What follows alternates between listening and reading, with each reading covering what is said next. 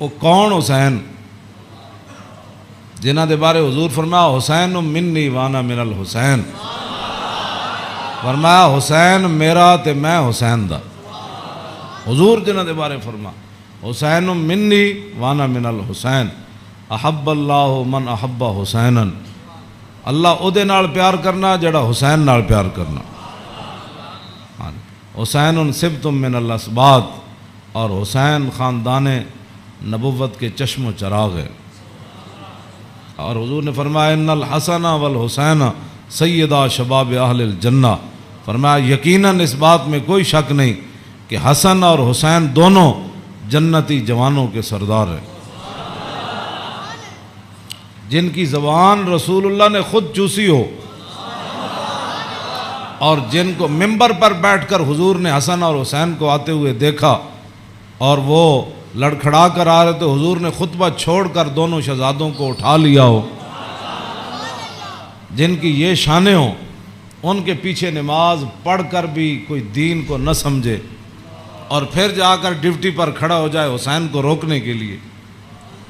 بس یہ بات ہمیشہ میں یہ کرتا ہوں، خدا کا وہ شکر ادا کرے کہ جس کے دل کے اندر حضور کی محبت، حضور کے صحابہ کی محبت، حضور کے اہل بیت کی محبت اور دین کا درد موجود ہو، اور وہ زندگی میں اگر مگر نہ کرے اور کبھی بھی وہ نفسانیت اور حالات کے مطابق نہ چلے۔ جب بھی کوئی وقت آئے تو کہے او چھوڑو یار، مر ہی جاؤں جو اس در سے جاؤں دو قدم، کیا بچے بیمار غم قرب مسیحا چھوڑ کر۔ تو یہ بات لوگ کہتے ہیں جی او فلاں نہیں مانتا، فلاں نہیں مانتا، او جی فلاں بندہ نہیں مانتا، تو بتاؤ حسین سامنے کھڑے ہوں گفتگو ایسی فرما رہے ہوں، ہاں جی، اور حسین ابن علی کی زبان سے اپنے ایک تو میں صدیوں کے بعد حدیث پڑھوں تو آپ میرے پڑھتے ہوئے آپ اشش کر اٹھے، کیا میں پڑھ دیں وہ لمبی حدیث؟ توجہ، جیڑی امام حسین کو مروی، کیوں جی؟ ہاں امام حسین تے تسی ویسے اشش کر اٹھنا ہے تے دسو یہ تنخواہ دی کتنی مجبوری ہوندی، یہ حکمرانہ دیاں ملازمت دی انہاں دی جناب تعلقات دی کتنی مجبوری ہوندی کہ حسین اپنی زبان جو حدیث بیان کر رہے ہوں تے سامنے 1000 بندے نو حدیث سمجھ نہ آوے۔ پورا خطبہ آپ نے دیتا نا، آپ نے یہ تو نہیں فرمایا میں یہ کہنا، فرمایا میں اپنے نانا جان نو فرماندے ہوئے اے سنیا، تے پھر بھی 1000 بندے وچوں کسی نو سمجھ نہ آوے، اور پھر بھی وہ امام علی مقام دا راستہ روک کے کھڑے ہو جان۔ جدو امام علی مقام چلے تے آپ نے فرمایا بھئی کی مسئلہ ہے؟ انہوں نے کہا جناب تسی ہن دائیں بائیں نہیں جا سکتے، ہن اسی محاصرہ تہاڈا کر لیا، ہن تانوں ابن زیاد کو جانا پینا۔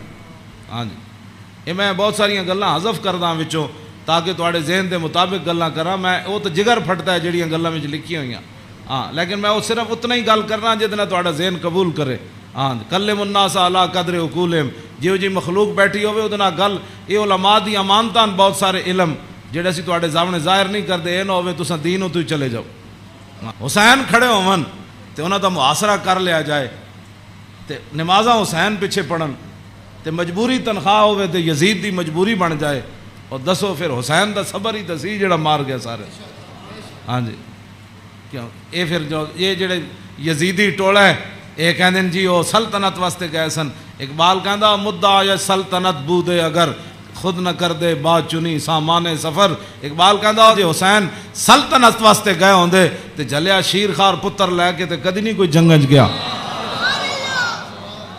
ہاں جی، تا قیامت قطع استبداد کر اور موج خون او چمن آباد کر۔ اقبال کہندا اے تے حسین ابن علی دا ہی کام سی، تا قیامت ظالمہ دا پنجہ توڑ گئے۔ ہاں جی، پوری سلطنت ایک طرف کھڑی ہوئے تے حسین کلے بھی انہاں دا پنجہ توڑ دیں دیں۔ ہاں جی، اقبال کہندا تا قیامت قطع استبداد کر اور خون موج او چمن آباد کر۔ اقبال کہندا تینوں پتہ ہے اس کھیت نو تے اس چمن نو خون کون دے کے آباد کر گیا قیامت تک؟ اقبال کہندا وہ حسین ابن علی کر گیا قیامت تک۔